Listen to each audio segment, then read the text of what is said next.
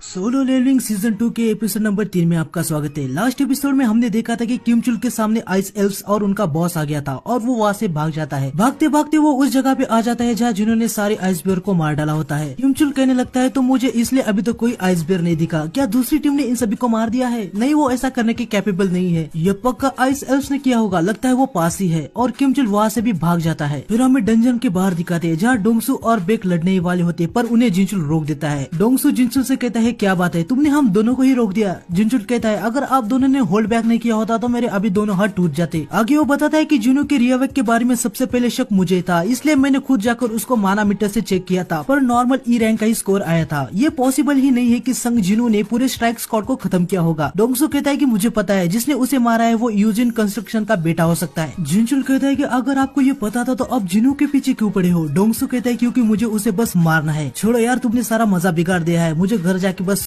Mister आन मन में कह रहे थे कि सिर्फ मैं ही जानता हूँ कि जुनू क्या करने के कैपेबल है। फिर हमें डंजन के अंदर दिखाते हैं जहाँ किमचुल देखता है कि दूसरी टीम के सभी लोग जिंदा है और मस्त कपड़े, वार्म ब्लैंकेट, बाकी सारी जरूरत की चीजें और खाना भी उनके पास है। किमचुल को लग रहा था कि इनके पास ये सारी चीजें पहले से ही थी। तभी किमचुल उनसे कहता है कि तुम लोग अभी भी जिंदा कैसे हो? जिनू की टीम उनसे कहती है कि किमचुल आप यहाँ पे क्या कर रहे हो? किमचुल उससे गुस्से में कहता है कि मेरी टीम खत्म हो गई क्योंकि हमारे पास खाना और जरूरत की चीजें नहीं थी। तुम्हारे पास ये सब चीजें कहाँ से आई? किसने मुझसे ये सब छुपाया? मैं 3 तक गिनूंगा, अगर तुम में से कोई नहीं बताएगा तो मैं समझूंगा कि तुम सभी इसमें शामिल थे। किमचुल को पार्क हिजिन पे शक आ रहा था क्योंकि वो जिनू की टीम में गई थी। वो अपनी गिनती शुरू करता है। 3 कहने के बाद वो जोर से चिल्लाता है कि पार्क हिजिन तुमने ये सब किया है ना? लेकिन तभी वहाँ पे जिनू आता है और उसके सर पे एक जोरदार चमाट लगाता है जिससे किमचुल काफी ज्यादा दूर जाके गिरता है। जिनू उसे कहता है कि तुम हो जिसने हमें मरने के लिए छोड़ा था, तो अपनी ये बकवास बंद करो। लगता है तुम अपने साथ किसी और को भी यहाँ पे लाए हो। चलो बाहर आ जाओ, तुम अपनी प्रेजेंस को नहीं छुपा सकते। वो काफी ज्यादा स्ट्रॉन्ग है। फिर हम देखते हैं कि आइस एल्व्स का बॉस आ जाता है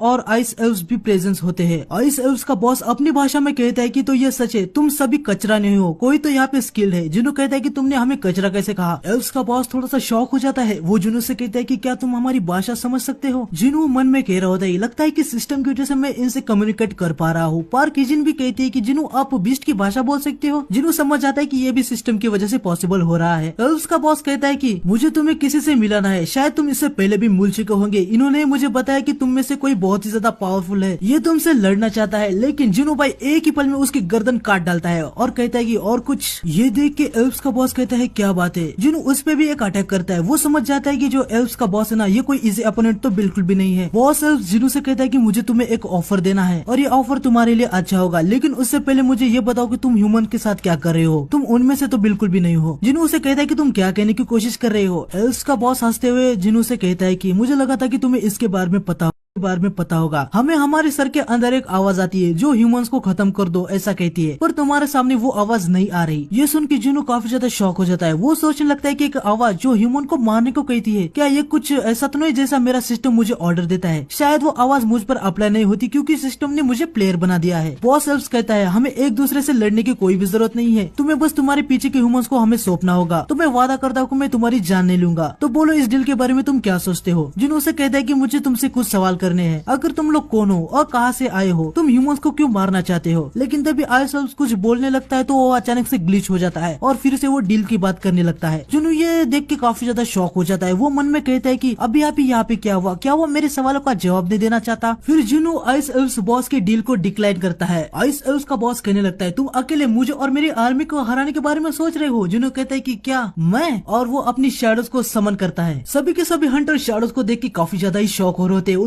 कुछ समझने आ रहा होता है कि ये क्या है। उनको लग रहा होता है कि क्या ये सब जिनू कर रहा है। आइस एल्व्स फिर भी हंस रहा होता है और इनकी फाइट स्टार्ट हो जाती है। बाकी सारे हंटर पीछे चले जाते हैं। वो समझ जाते हैं कि वो यहाँ पे अभी कुछ नहीं कर सकते। जिनू कहता है कि मेरे पास भले ही सेना ज्यादा है, लेकिन मेरे पास इतना माना नहीं है कि मैं इन्हें मैदान में ज्यादा देर तक टिका पाऊंगा। माना कि वो इमोर्टल है, पर अगर बार बार वो डिस्ट्रॉय होंगे तो उनका नंबर भी कम हो जाएगा। जिनू ने इनकी लेवल को भी अप किया था, लेकिन उनके लिए इनका बॉस प्रॉब्लम है क्योंकि जिनू महसूस कर रहा था कि वो एल्फ बॉस उससे हायर लेवल का है। जिनू कहता है कि इग्रिस के साथ भी इसे हराना मुश्किल होगा। जिनू समझ जाता है कि उसे और भी स्ट्रॉन्ग शैडो चाहिए और ऐसा कहते हुए वो किमचुल को देख रहा होता है। तो समझ जाओ आगे क्या होने वाला है। फिर आइस एल्व्स कहता है कि मेरा नाम बरुका है, तुम्हारा नाम क्या है? जिनू कहता है कि मेरा नाम संग जिनू है। जिनू किमचुल के स्वॉर्ड पे पैर रखता है और काफी स्पीड से बरुका की तरफ डैश करता है और ऐसा करते समय वो किमचुल के स्वॉर्ड को उसके पास पहुंचा देता है। जिनू बरुका पर काफी अटैक करता है पर कुछ भी फर्क नहीं पड़ रहा होता। बरुका उसे किक मारता है और जिनू उससे पीछे धकेला जाता है। बरुका जिनू से कहता है कि मुझे तो याद भी नहीं कि लास्ट टाइम मैं कभी इतना एक्साइटेड हुआ था। तभी तभी जुनू के मेज शाडू बोरुका के ऊपर फ्लेम से हमला करते हैं। जुनू कहता है कि मैं टाइम निकल के मेरे मेजर से थैंक्स कहूंगा और हम देखते हैं कि किमचुल भी जाग जाता है और उसे याद आता है कि उसको जिनू ने ही मारा था। वो अपनी पास पड़ी हुई स्वॉर्ड को उठाता है और कहता है कि मैं उसे मार दूंगा। फिर हम देखते हैं कि मेज ने काफी तगड़ा फ्लेम का अटैक किया होता है, लेकिन जिनू को पता है कि इतने से कुछ भी नहीं होने वाला और वो बोरुका से कहता है कि चलो बाहर आ जाओ। बोरुका जिनू पे काफी तेजी से अटैक करने आ रहा होता है। तभी किमचुल भी पीछे से जिनू पे हमला करने आया था, लेकिन जिनू इग्रिस को बुला के किमचुल को खत्म कर देता है। किमचुल जिनू से कहता है कि तुमने मुझे शुरुआत से ही आते हुए देखा था ना। बोरुका कहता है कि ये तो काफी मजेदार है, लेकिन इससे तुम्हारा फेट नहीं बदलने वाला। लेकिन तभी जिनू कहता है कि अराइज, और हम देखते हैं कि किमचुल की भी शैडो आ जाती है। वो काफी ज्यादा बड़ी होती है। जिनू उसका नाम आयरन रखता है। बोरुका जिनू पे अटैक कर देता है। वो उसे कहता है कि ऐसे डिस्ट्रैक्ट मत हो जाओ। जिनू कहता है कि बिल्कुल भी नहीं। हम देखते हैं कि आयरन ने शाउट ऑफ प्रोवोकेशन स्किल का यूज करता है, जिसकी वजह से जिनू के आसपास एक एनर्जी का शील्ड आ जाता है और इसकी वजह से बोरुका का अटैक जिनू पे लैंड ही नहीं होता। बोरुका जिनू से कहता है कि लगता है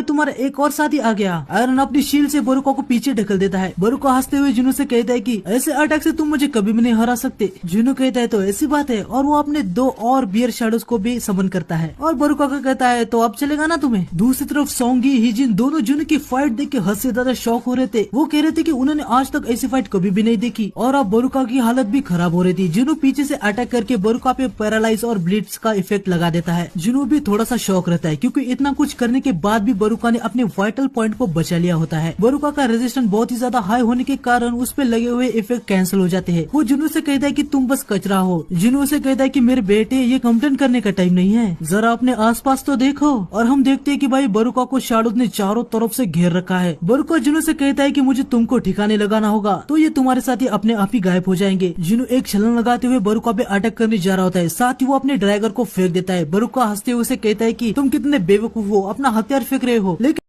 लेकिन जिनू कॉम्रेड टेस्ट से अपने ड्रैगर को अपने पास बुला लेता है। ये देख के बोरुका काफी ज्यादा ही शॉक हो जाता है। जिनू उसके हाथ में काफी ज्यादा तगड़ा वार कर देता है। तभी पीछे से आयरन भी बोरुका को पकड़ लेता है और सारे मेज शैडोज बोरुका पे एक बहुत बड़ा एक्सप्लोजन कर देते हैं। लेकिन बोरुका गुस्से में आ जाता है। वो कहता है कि मैं तुम सबको मार दूंगा। तभी हम देखते हैं कि बोरुका के राइट साइड पे एक कट लग जाता है, जो कि जिनू ने ही किया होता है अपनी इनविजिबल पावर का यूज करके। जिनू बोरुका से कहता है कि लगता है ये सब खत्म हो गया। बोरुका कहता है तुम्हें क्या लगता है मैं इतनी जल्दी हार मान जाऊंगा? मैं अभी भी खत्म नहीं हुआ। लेकिन तभी आयरन पीछे से अपनी स्वॉर्ड से अटैक कर देता है और बोरुका खत्म हो जाता है। जिनू का लेवल भी अप हो जाता है। वो कहता है कि मैंने कहा था ना ये खत्म हो गया, लेकिन आयरन बार बार बोरुका पे अटैक कर ही रहा होता है। जिनू से कहता है कि बस हो गया। जिनू मन में कहता है कि अभी भी स्टूपिड है, आगे जाके मुझे काफी ज्यादा परेशान करने वाला है। यहाँ पे हमें एक काफी अच्छा मोमेंट दिखा दे, जहाँ इग्रिस भी आयरन को देख के उससे मुंह मोड़ लेता है। लेकिन जो बाकी वाले मेज वाले शैडोज होते हैं ना, वो आयरन के साथ विक्ट्री सेलिब्रेट करते हैं। जिनू बाकी हंटर से कहता है कि चलो अभी हमें यहाँ से जाना होगा। डंजन की बॉस को हराया था तो गेट भी आ जाता है, जिससे सभी लोग काफी ज्यादा खुश हो जाते हैं। जिनू बोरुका के पास जाता है और उसे कहने लगता है कि अब मैं इसका क्या करूं। तो आज के एपिसोड में बस इतना ही। तो